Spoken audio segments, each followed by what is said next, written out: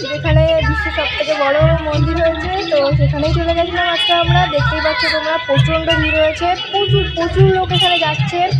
তো আমরা সন্ধ্যে টাইমটায় গেছিলাম। তো দেখলাম দারুণ একটা জায়গা, প্রচণ্ড ভিড় হয়েছে, অনেক লোক আর ঠাকুর। তো মেলাও বসেছে এখানে, বিভিন্ন ফুচকা, আইসক্রিম, চাউমিন, ঘুগনি, মোমো, এগরোল, নানা রকম ফাস্টফুডের মেলা, খাবার দাবারের দোকান বসেছে, বাচ্চাদের নাগরদোলা, অনেক কিছুই।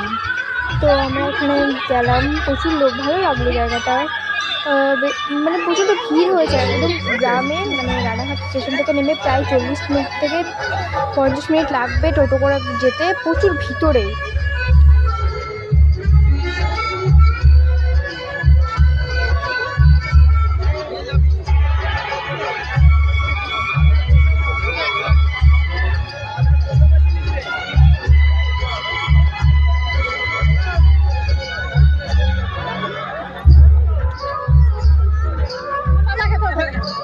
এখান থেকে বেশি ভালো লাগছে, দেখ হ্যাঁ, দেখেছি এখান থেকে কত সুন্দর লাগছে।